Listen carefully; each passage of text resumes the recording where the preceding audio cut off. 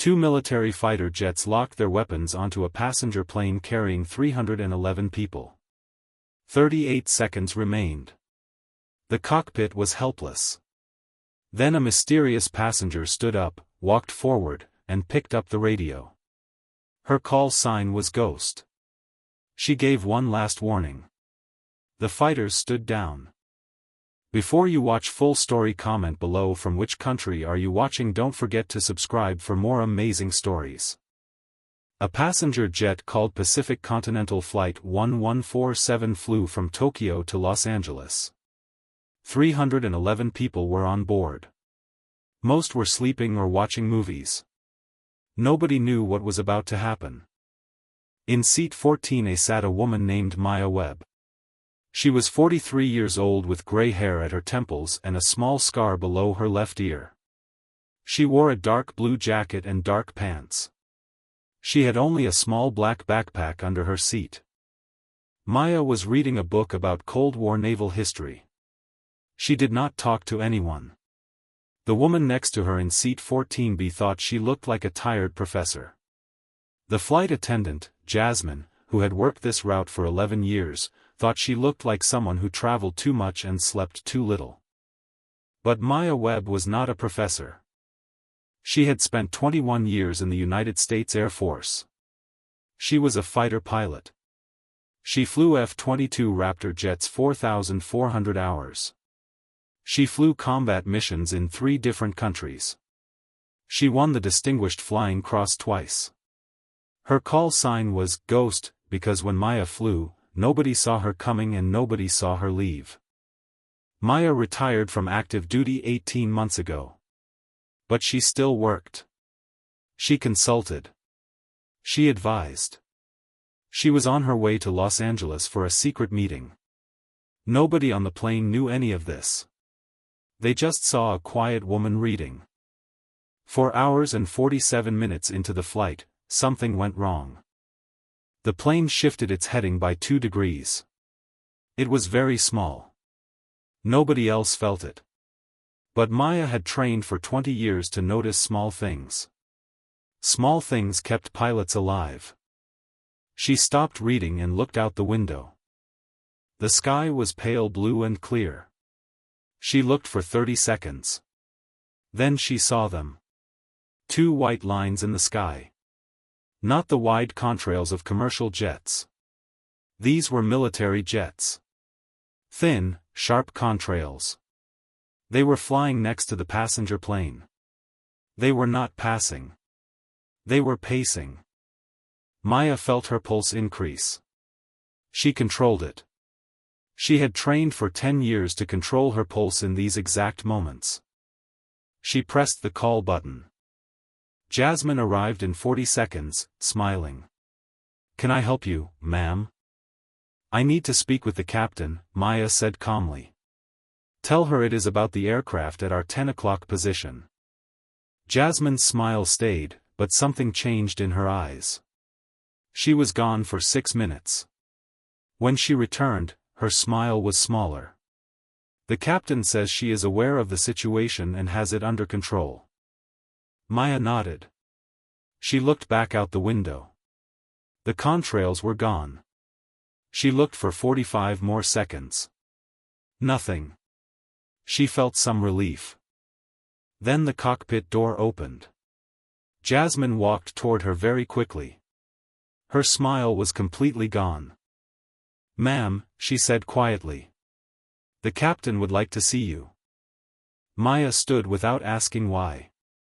She already knew why. The cockpit was small and full of machines. Captain Rachel Morrison was sitting very still. She had been flying commercial planes for 19 years. The co-pilot, Sean Choi, had both hands on the controls. His face showed pure fear. "Close the door," Rachel said. Maya closed it. Now Maya could see them clearly. 2 F-22 Raptors. One off the left wing. One off the right wing. Flying in perfect formation with the passenger jet. They were too close. Their navigation lights blinked slowly. They looked beautiful and terrifying. They locked on 7 minutes ago, Rachel said. Her voice was steady, but her left hand was pressed hard against her leg. Fire control radar. Not search radar. Maya understood. Fire control radar meant they were ready to shoot. What about communications? Maya asked. We have been transmitting on guard frequency since they appeared, Rachel said. No response. Our transponder works correctly. We have done everything right. But they are not listening. NORAD came on frequency 4 minutes ago, Sean said. They said the intercept team has been trying to raise us on a military frequency that we cannot receive. Our radio is broken. The intercept team does not know that. To them, we look like a plane that will not respond to orders. Maya was quiet for 2 seconds. She understood the problem perfectly. From their position, Maya said slowly, we are a commercial aircraft that is not responding to military instructions. We have diverted from our filed flight plan by 9 miles. We are approaching a restricted zone that became active 3 hours ago. A zone nobody told us about. What does that mean? Rachel asked. It means they think we are a threat. They have standing orders to stop us. How long do we have? Maya asked. Rachel and Sean looked at each other. Their fear was visible now. No more pretense. NORAD told us 38 seconds, Sean said. His voice was shaking slightly. From the moment the lead pilot makes her engagement decision. That is how long we have to live. 38 seconds to prove we are not a threat. When did NORAD tell you that? 3 minutes and 40 seconds ago, Sean said. We have been counting down ever since. Maya looked through the cockpit window at the F-22 on the left. She could see the pilot's helmet clearly. The sun reflected off the visor. She knew exactly what was happening inside that cockpit. She had sat in that exact seat. She knew the checklist. She knew every step. She knew the pressure. The protocol said fire. Her training said wait. This was the moment where training separated good pilots from great pilots. Give me the radio, Maya said. Rachel was a strong pilot. She had flown through terrible storms. She had landed planes with broken engines. She did not give her radio to passengers. But something about Maya was different. Maya was not afraid. Maya looked at the F-22 like she understood it completely. Rachel handed her the radio. Maya pressed the transmit button. Maya spoke clearly and measured. Not fast. Not slow. Every word had weight. Every pause had purpose. Control, this is Ghost. I am on board Pacific Continental 1147. I am a passenger. I have credentials. Authorization code Kilo November 7th. Intercept team, hold your engagement window. This is Ghost. I am requesting a verification hold of 60 seconds. Acknowledge. She stopped. She did not repeat herself. Repeating means you are not sure. Repeating shows fear. Repeating shows you do not believe in what you just said. Maya was sure. Maya believed. Maya knew that on the other end of this transmission, a 24-year-old pilot was hearing something she had never heard before. He stopped. She did not repeat herself. Repeating means you are not sure. Maya was sure. 4 seconds of silence. 5 seconds. 6 seconds. Then, Ghost, this is Sword Lead. Authentication is pending. Stand by. Maya turned to Rachel. She is checking the code. It will take 40 to 90 seconds. Keep your heading. Do not change anything. Rachel nodded. Through the cockpit window, the F-22 had not moved. Maya could feel the fire control radar. It was like a pressure in the air. The pilot was following protocol. She was waiting for the authentication result. She had not fired. But she had not stood down either. She was holding. 51 seconds passed. Then, ghost authentication confirmed. Sword lead standing down. A pause. A real pause.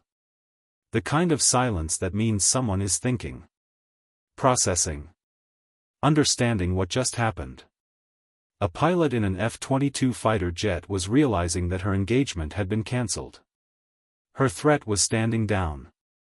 The mission was over. Then, ma'am, I have to ask. Are you actually on that plane right now? Maya almost smiled. She could hear the shock in the young pilot's voice. The disbelief. The realization that something extraordinary had just occurred. A woman on a passenger plane had just stopped a weapons engagement with nothing but her voice and a code. Seat 14A. Window side. Brief silence. Copy that. Escort protocol in effect. You will have 2 friends on your wings until LAX. Safe travels, ma'am. Thank you, sword lead. Good intercept procedure, Maya said. The pilot had followed every rule correctly. In a situation designed to create mistakes, the young pilot had not made any.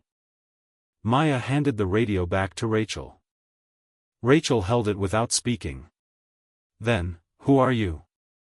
A passenger, Maya said. Can I go back to my seat? For 31 minutes, the passenger jet flew with 2 F-22 Raptors as escort. After 6 minutes, passengers noticed the fighter jets. First they looked. Then they talked. Then they had questions. The captain announced there had been a navigation issue. It was fixed. 2 Air Force planes were escorting them as a precaution. Everything was safe. Free drinks were available.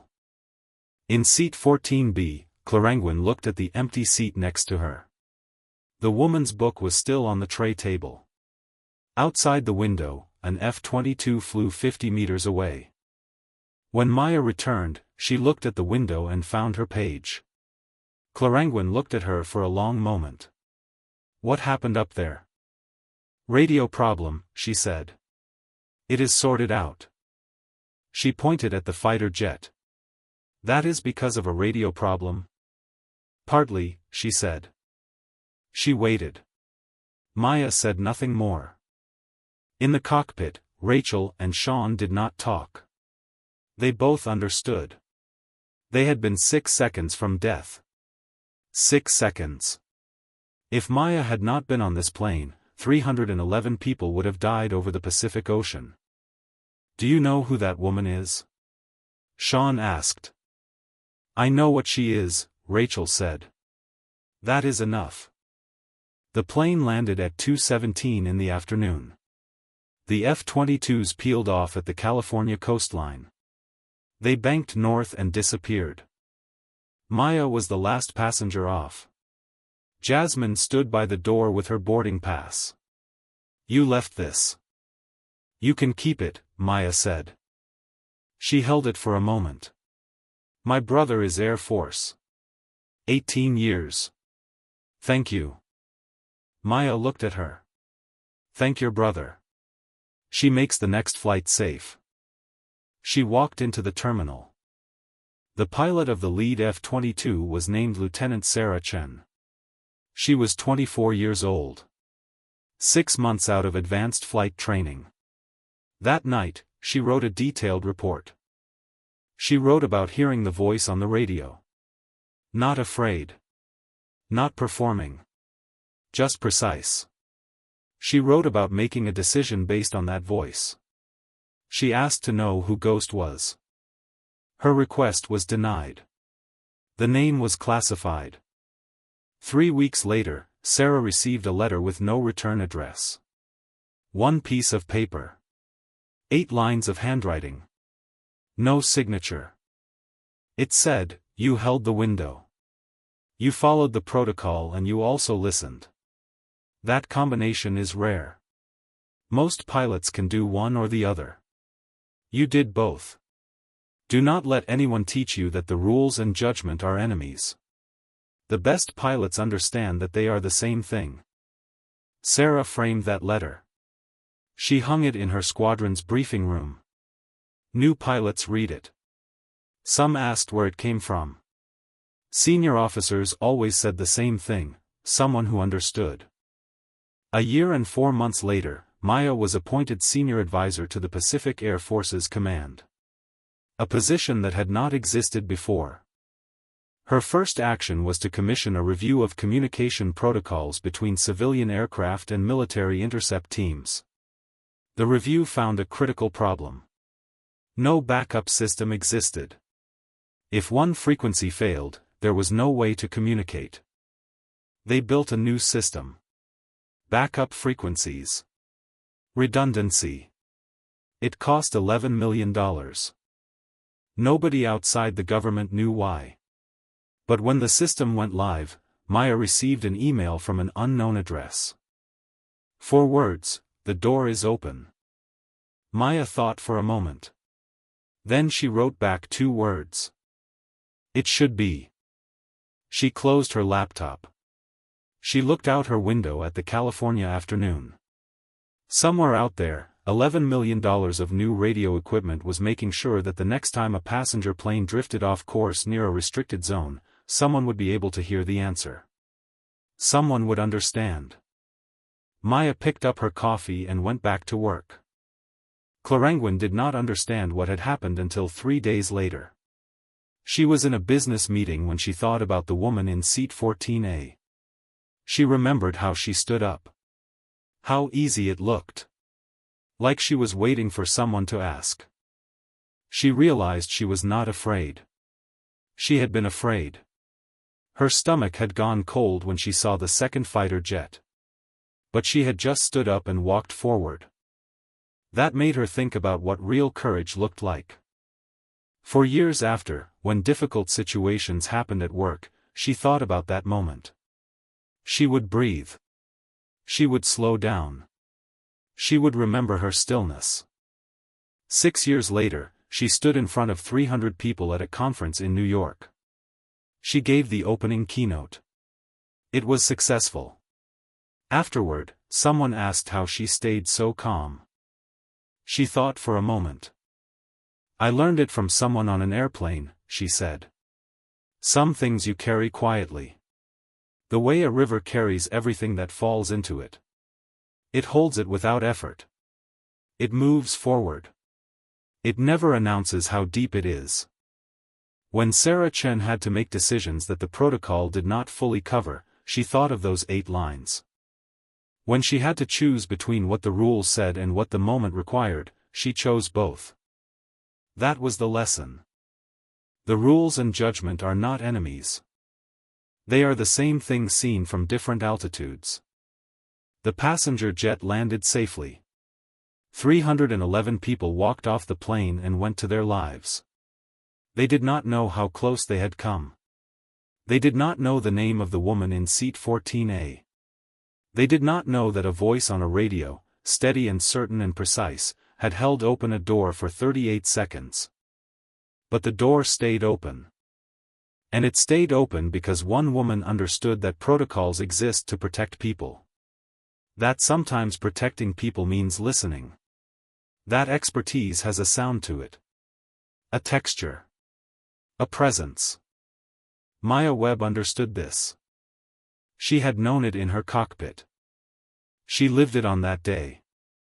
And in the years that followed, she made sure others would understand it too.